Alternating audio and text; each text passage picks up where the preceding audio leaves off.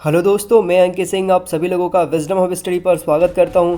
दोस्तों, हमारे जो प्रधानमंत्री नरेंद्र मोदी हैं और बीजेपी सरकार के पूरे 1 वर्ष होने वाले हैं। अब उन 1 वर्षों में जो कि प्रधानमंत्री मोदी के कार्यकाल का दूसरा कार्यकाल है, उस दूसरे कार्यकाल का जो पहला साल है उसका रिपोर्ट कार्ड क्या कहता है। तो जो मोदी 2.0.1 है, ये रिपोर्ट कार्ड जो कि प्रधानमंत्री मोदी और उनकी सरकार और उनकी पार्टी के द्वारा किया गया है, उन कार्यों के हम पूरा एनालिसिस करेंगे इस वीडियो के माध्यम से। ये जो रिपोर्ट है ये क्विंट के द्वारा बनाया गया है।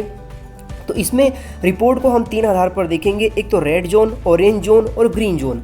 रेड जोन वे जोन रहेंगे जहां पर सरकार को परिस्थिति खराब दिखाई देती है, ऑरेंज जोन वो रहेगा जहां पर थोड़ा सा स्ट्रॉन्ग कंडीशन में, और ग्रीन जोन वे स्थिति रहेगी जहां पर पूरी की पूरी सरकार ने अच्छा काम किया है। हम इन 3 जोन के आधार पर देखने की कोशिश करेंगे। आई होप, मुझे उम्मीद है कि आप लोग इसको बहुत ध्यानपूर्वक सुनेंगे और आपको समझ में आएगा कि सरकार के द्वारा 1 साल में जो भी कार्य किए गए उसका क्या रिपोर्ट कार्ड आपके सामने है, और यही आपको मदद करेगा एनालिसिस करने में कि आगे सरकार को किस प्रकार की नीतियाँ बनानी चाहिए जो कि देश को फ़ायदा पहुँचाए और देश के लोगों को भी सक्षम बनाए। तो देखिए, यहाँ पे हम बात करते हैं इकोनॉमी की। तो यदि हम इकोनॉमी की बात करें तो पिछला साल अगर देखा जाए तो बहुत ही ज़्यादा अच्छा नहीं रहा। एक हल्का फुल्का थोड़ा बहुत प्रोग्रेस किया तो ज़्यादातर समय खराब ही दिखाई दिया। तो जीडीपी ग्रोथ की अगर हम बात करें तो जीडीपी ग्रोथ में देखेंगे आपकी 2019 और 20 में क्या हुआ कि यहाँ पर जीडीपी है जो कि 5% के हिसाब से बताया गया है कि 5% की इंक्रीमेंट होगा उसमें, जो कि 11 वर्षों में सबसे कम है ये। वहीं 2018-19 में जो ग्रोथ रेट था, जीडीपी था, वो 6.1% था, जो कि सीएसओ के आधार पर बताया गया था। सीएसओ है कि सेंट्रल स्टैटिस्टिक्स ऑर्गेनाइजेशन है, जो कि एक सरकारी संस्था है। फिर 2020 और 21 कोरोना लॉकडाउन की वजह से हालत और बिगड़ चुकी है। आरबीआई ने माना है कि जो हमारी ग्रोथ रेट है वो तो नेगेटिव में जा सकती है, जो कि 6% जो जीडीपी है वो गिर सकता है, ये ऐसा माना है यहाँ पर CMIE एक संस्था है इसने। फिर हम बात करते हैं पर बेरोजगारी के मामले में। तो बेरोजगारी की अगर हम बात करें तो बेरोजगारी में देश की स्थिति बहुत ही ज़्यादा ख़राब है।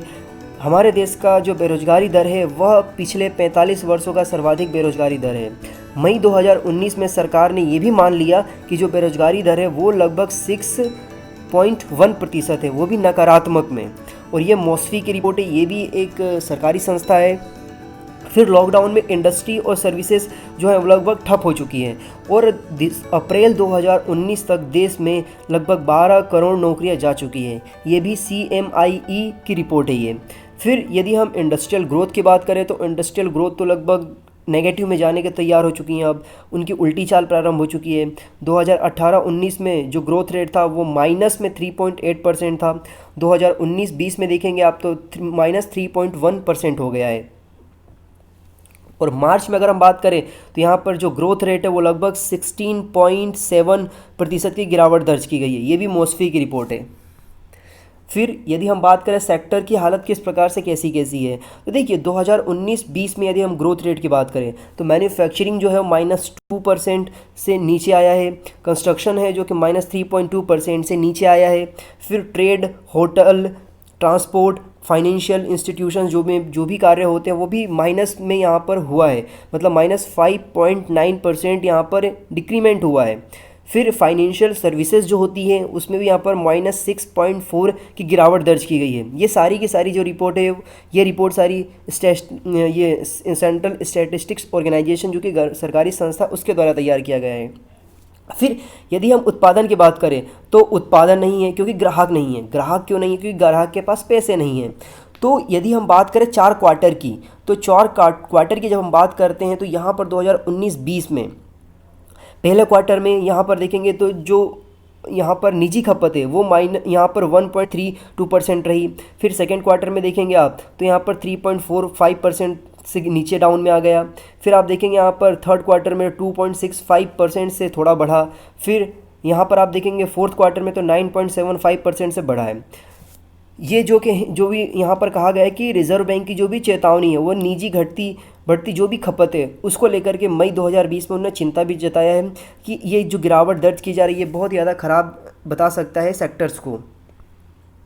फिर यहाँ पर हम बात करें धार्मिक मामलों में, तो धार्मिक मामलों में बात करें तो आप यहाँ पर देखेंगे कि सरकार के द्वारा एक बिल लेकर के आया गया था, जिसे यहाँ पर हम CA सिटीजन अमेंडमेंट एक्ट या NRC, ये NRC ने भी देश में बहुत ज़्यादा सिचुएशन ख़राब किया है। जिससे क्या हुआ कि यहाँ पर जो राजधानी है हमारी दिल्ली है, वहाँ पर बहुत सारे एजिटेशन से स्टार्ट हुए थे, हिंदू मुस्लिम के बीच में कन्फ्लिक्ट स्टार्ट हुआ था, और ये जो मुद्दा था ये बहुत ज़्यादा एक विश्व लेवल पर सामने आया था।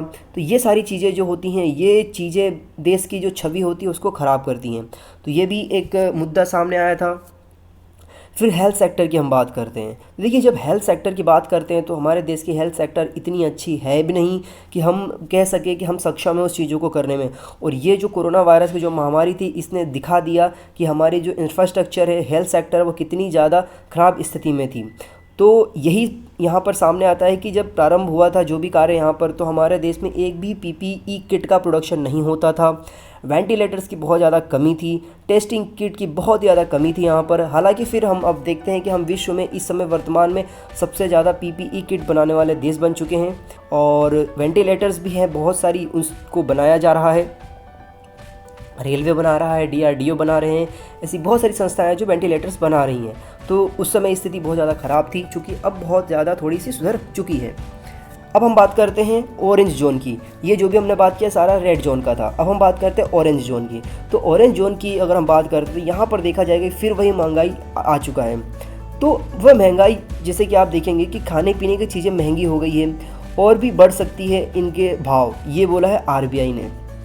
फिर खाद्य महंगाई दर की बात करें तो मार्च 2019 में जो खाद्य महंगाई दर था वो 0.30% था, जो कि मार्च 2020 में 8.76% हो गया।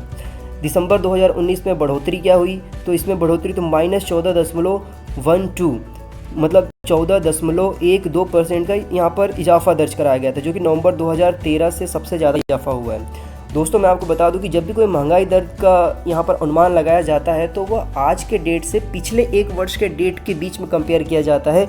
उसी के आधार पर महंगाई दर या खुदरा महंगाई दर, जिसे हम होल प्राइस इंडेक्स कहते हैं, उसे जाना जाता है, उससे कैलकुलेट किया जाता है।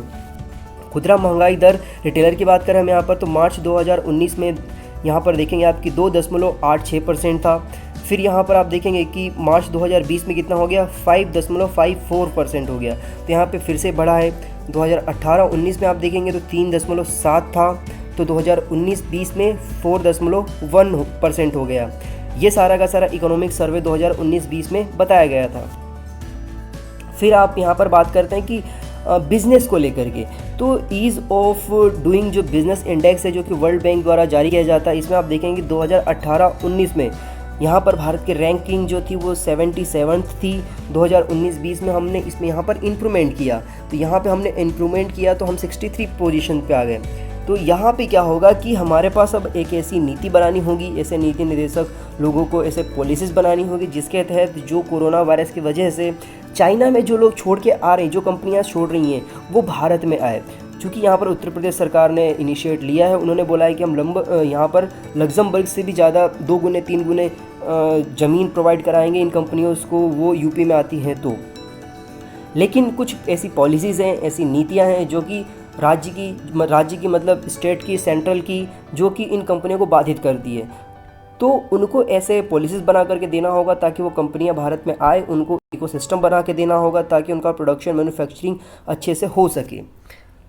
अब हम बात करते हैं अब तोल मोल के बोल। तो अब तोल मोल के बोल से क्या तात्पर्य है, यहाँ पर बात की जा रही है फ्रीडम ऑफ स्पीच को लेकर के, प्रेस को लेकर के। वर्ल्ड प्रेस जो फ्रीडम इंडेक्स है उसमें भारत का जो रैंकिंग है वो 2 पोजीशन गिर गई है, क्योंकि 2018 में जो रैंकिंग थी भारत की वो 140 थी। वर्तमान में 2019 के आधार पर जो भारत की रैंकिंग 142 हो गई है। 2019 में क्या हुआ था कि 6 पत्रकारों की हत्या कर दी गई थी, जो कि getting away with murder report से उसमें प्रकाशित किया गया था। बात बात पर FIR हो जाता है पत्रकारों के खिलाफ। गुजरात में पत्रकार पर राजद्रोह का मुकदमा दायर कर दिया गया। सिर्फ उन्होंने क्या किया कि CM की कुर्सी जा रही है, उनने ऐसा कुछ रिपोर्ट पब्लिश कर दिया था। तो ये सारी चीज़ें हैं जो कि बहुत ज़्यादा ख़राब है, ऐसी चीज़ें नहीं होनी चाहिए। अब तोल मोल के बोल की बात करते हैं तो देखिए यहाँ पर क्या है कि कश्मीर में इंटरनेट पर पाबंदी है। वो यहाँ पर देखेंगे कि अगस्त से ही लेकर के वो लॉकडाउन में, अगस्त 2019 से ही। फिर यहाँ पर सुप्रीम कोर्ट के कहने पर 2G सेवा बहाल की जा गई, लेकिन फिर भी वो समय समय पर बंद कर दी जाती है। फिर प्रवासी मजदूरों की जो तकलीफ़ के लिए केंद्र में जो भी कोर्ट में रिपोर्ट मीडिया द्वारा दी जा रही है वो भी एक अविश्वसनीयता पैदा करता है।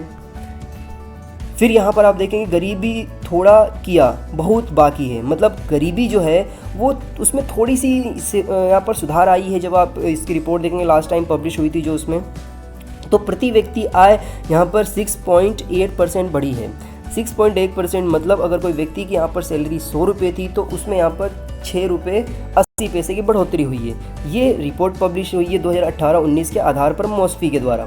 2006 से 16 के बीच भारत ने 27 करोड़ जो गरीब है वो गरीबी रेखा से ऊपर आए हैं। ये MPI की रिपोर्ट है। लेकिन कोरोना के कारण 40 करोड़ भारतीय गरीबी में धकेले जा सकते हैं, ये है ILO की रिपोर्ट। इंटरनेशनल लेबर ऑर्गेनाइजेशन है जो कि अंतर्राष्ट्रीय संस्था है, UNO की बॉडी है ये, उसके द्वारा ऐसा अनुमान लगाया गया है। फिर भारत में टॉप 10% लोगों के पास पूरे देश की 77% जो संपत्ति है वो बिलोंग करती है। ये ऑक्सफैम की रिपोर्ट है। फिर आप देखेंगे कि यहाँ पर 3 राज्यों में जो सरकार चलाने की गतिविधियाँ हैं, राजनीतिक पार्टियों की गतिविधियाँ हैं, उसमें आप देखेंगे कि 2019 में BJP सरकार ने हरियाणा को यहाँ पर देखेंगे आपकी दिल्ली में हार गई है, महाराष्ट्र में हार गए, छत्तीसगढ़ में, यहाँ पर झारखंड में भी हार गए। इसके साथ साथ आप देखेंगे कि हरियाणा में गठबंधन के साथ सरकार बनानी पड़ी। तो कहीं ना कहीं ये सारी जो पीछे चीज़ें हमने देखा है, इसमें साख गिर रही है सरकार की, राजनीतिक पार्टियों की साख गिर रही है। तो उन्हें एक ऐसी दृढ़ पॉलिसीज़ बनानी होगी ताकि देश को, समाज को और राज्यों को अच्छे से संचालित कर सकें। फिर विदेश नीतियों की अगर हम बात करें तो कुछ खट्टा तो कुछ मीठा हमें देखने को मिला है। वो कैसे? तो देखिए, कश्मीर मुद्दे को कई जगह यहाँ पर इंटरनेशनलाइजेशन करने की कोशिश गई, अंतर्राष्ट्रीयकरण करने की कोशिश किया गया। आर्टिकल 317 हटने पर क्या हुआ कि जो यूरोपीय संसद में जो चर्चा हुई वो नहीं होनी चाहिए थी, क्योंकि वो हमारे देश का इंटरनल इशू है। फिर संयुक्त राष्ट्र सुरक्षा परिषद में अनौपचारिक बैठक बुलाई गई थी कश्मीर मुद्दे को लेकर के। दिल्ली में जर्मन चांसलर ने स्थिति को अस्थिर बताया था, जिस तरीके से वहाँ पर एजिटेशंस हुए थे जब डोनाल्ड ट्रंप यहाँ आए थे तब। फिर यहाँ पर दिल्ली में जर्मन चांसलर ने बताया था। फिर ट्रंप ने कई बार मध्यस्थता की पेशकश कर दी, क्योंकि ट्रंप मध्यस्थता की पेशकश कैसे कर सकते हैं? कश्मीर तो एक बायलैटरल समझौता है, बायलैटरल इशू है, जो कि यहाँ पर इसमें जो भी यहाँ पर प्रॉब्लम्स होती हैं इंडिया पाकिस्तान के बीच की बात है, शिमला समझौता के तहत। तो यहाँ पर समझौते के लिए कोई मध्यस्थता की तो बात ही नहीं हो सकती, आर्बिट्रेटरी की तो कोई बात ही नहीं की जा सकती यहाँ पर। फिर भी पाकिस्तान से पलड़ा भारी रहा हमारे भारत का। फिर हाउडी मोदी हुआ तो यहाँ पे देखा जाए तो एक अच्छा खासा मैसेज दिया गया था कि इंडिया और USA दोनों साथ में हैं, दोनों लीडर्स साथ में हैं। फिर वहीं भारत में जब नमस्ते ट्रंप हुआ था तो भी एक अच्छा छवि एक मेंटेन किया गया था वर्ल्ड लेवल पर, जिसको बहुत ज़्यादा देखा गया था, बहुत ज़्यादा इसको इंटरनेशनल लेवल पर एक स्टेटस मिला था इस पूरे दोनों इवेंट को। तो ये तो रहा था ऑरेंज में, जहाँ पर मिला जुला थोड़ा सा स्वरूप दिखाई देता है। अब हम बात करते हैं ग्रीन जोन की, जहाँ पर सरकार एकदम पूरा सेफ दिखाई देती रही पूरे 1 वर्षों में। तो हम बात करते हैं अन्नदाता एकमात्र सहारा, मतलब हमारे जो किसान हैं, किसानों को यहाँ पर अच्छा खासा स्टेटस दिया गया। किसानों की स्थिति अच्छी रही, चाहे वो उत्पादन को लेकर के हो या थोड़ी उनकी भलाई को लेकर के हो। तो देखिए, कृषि में बम्पर उपज हुआ, शानदार खरीद हुई। गेहूँ खरीद में पिछले साल का सारे रिकॉर्ड टूट गए थे। 2019 में यहाँ पर 341.3 लाख टन उत्पादन हुआ था। तो 2020 में क्या हुआ कि 341.1 लाख टन का उत्पादन हुआ। जो MP है उसमें यहाँ पर 55% खरीदी हुई। MP मतलब यहाँ पर जो मिनिमम प्राइस होता है उसमें यहाँ पर 55% गेहूँ की खरीद की गई, जो कि FCI की रिपोर्ट है। ये फूड कॉरपोरेशन ऑफ इंडिया जो कि 24 मई 2020 तक की रिपोर्ट पब्लिश किया है, तब का रिपोर्ट है। तो कृषि में ग्रोथ का जो अनुमान है वो 2019-20 में जहाँ पर 2.9 था, वहीं 2020 में 21 में यहाँ पर 3 हो गया, जो कि नीति आयोग की रिपोर्ट है ये। तो ये कुछ हमें सच्चा और सकारात्मक संदेश देता है। अब हम बात करते हैं ग्रोथ की, सड़कों के डेवलपमेंट की।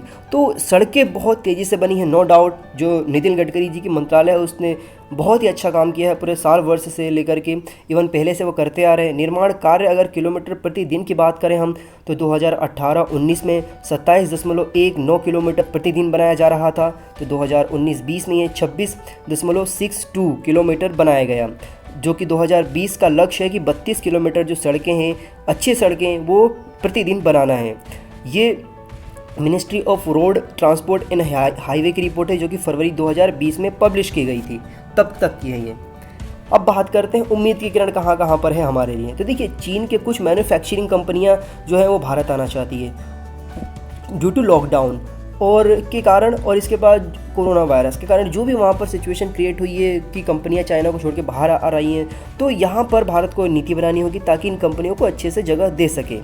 टेक्नोलॉजी और कनेक्टिविटी कंपनियों में ग्रोथ की बहुत ज़्यादा उम्मीद है, चूँकि ये वाला हमें जो कोविड-19 का जो पैंडेमिक है, जो लॉकडाउन है, इसने हमें दिखा दिया कि तकनीक के माध्यम से ही सारी चीज़ें की जा सकेगी।